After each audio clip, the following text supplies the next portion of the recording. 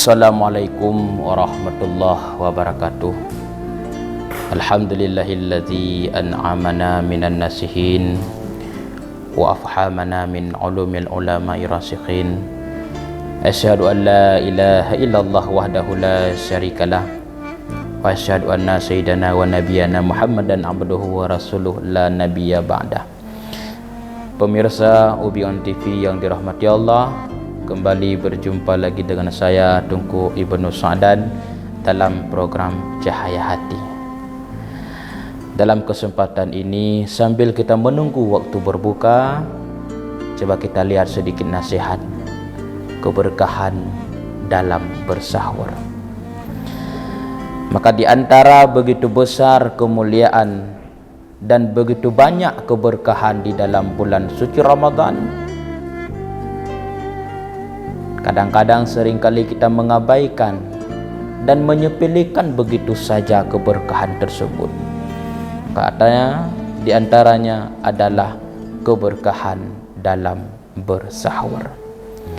Sampai-sampai Nabi menegaskan di dalam satu hadis, qala Rasulullah sallallahu alaihi wasallam, tasaharu fa inna fi suhuri barakatan.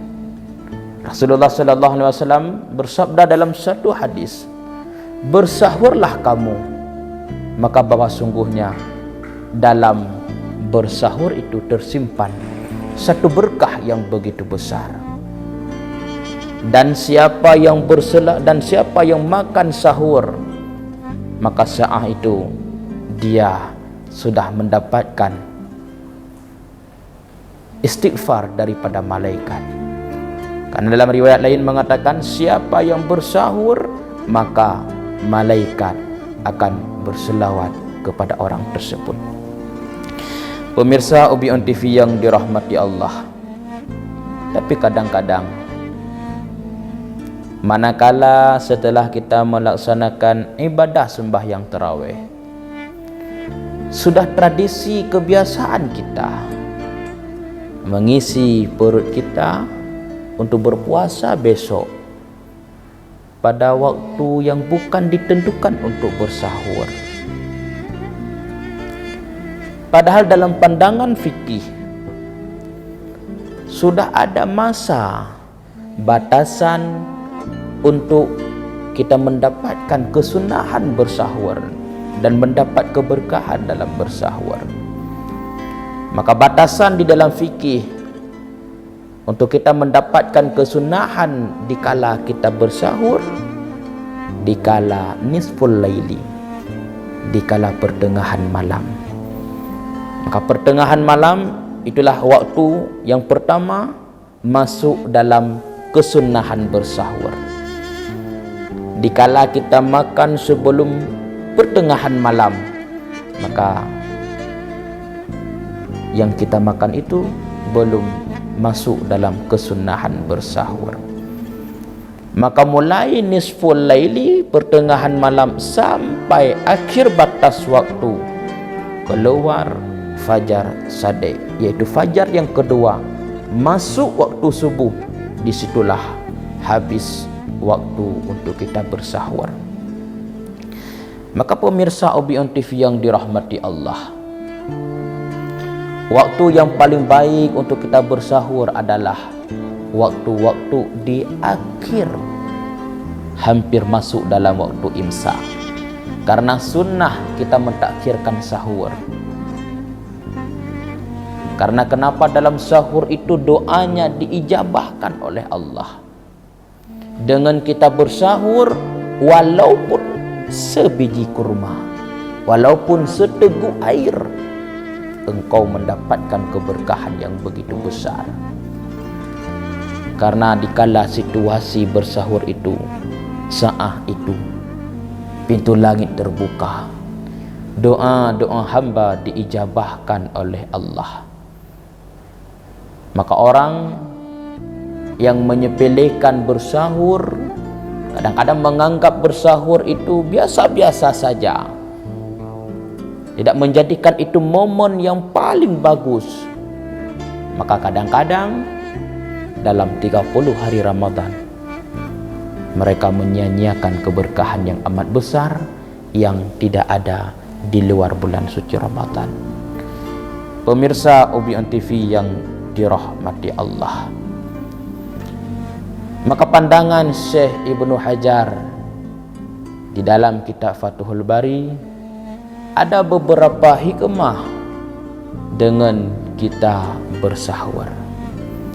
Maka di antaranya hikmah kita bersahur adalah dengan bersahur itu melaksanakan kesunahan Rasulullah. Sebagaimana Rasul selalu dalam keadaan bersahur dalam bulan suci Ramadan walaupun dengan sebiji kurma. Kadikala kita bersahur berarti kita sudah mengikuti sunnahnya Rasulullah dalam bulan suci Ramadan. Kemudian hikmah yang kedua, kata Syekh Ibnu Hajar dalam kitab Fathul Bari, dengan kita bersahur maka di saat itulah membedakan antara puasa kita dengan puasa ahli-ahli kitab. Kemudian hikmah yang ketiga, dengan kita bersahur maka tentunya kita menadahkan doa meminta kepada Allah. Maka waktu sahur adalah waktu diijabahkan doa oleh Allah.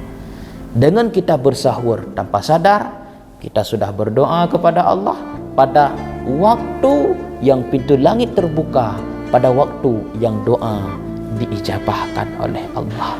Itulah hikmah yang begitu besar, tidak ada pada bulan di luar bulan suci Ramadan.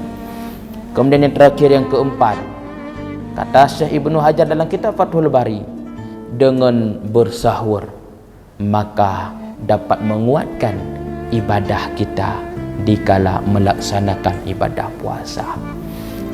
Maka dikala kita bersahur, harinya kita segar dalam berpuasa walaupun dengan sebiji kurma. Dikala kita bersahur, harinya badan kita enak ketika berpuasa, tidak ada rasa haus, tidak ada rasa lapar karena kita makan sahur. Itulah hikmah untuk kita bersahur dalam bulan suci Ramadan. Pemirsa Obion TV yang dirahmati Allah, namun keberkahan yang paling besar itulah yang kita idamkan. Keberkahan yang tidak ada pada bulan yang lain selain bulan suci Ramadan, itulah yang kita impikan. Maka jangan kita sia-siakan, jangan kita anggap biasa bahwa bersahur itu amat besar keberkahan, kemuliaan yang diberikan oleh Allah bagi kita umat Nabi Allah Muhammad sallallahu alaihi wasallam.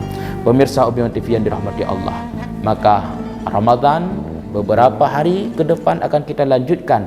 Jangan tinggalkan sahur, selalu bersahur walaupun dengan sebiji kurma. Mudah-mudahan engkau akan mendapatkan kemuliaan dan keberkahan daripada Allah Subhanahu wa taala. Selamat menunaikan ibadah puasa. Sekian, assalamualaikum warahmatullahi wabarakatuh.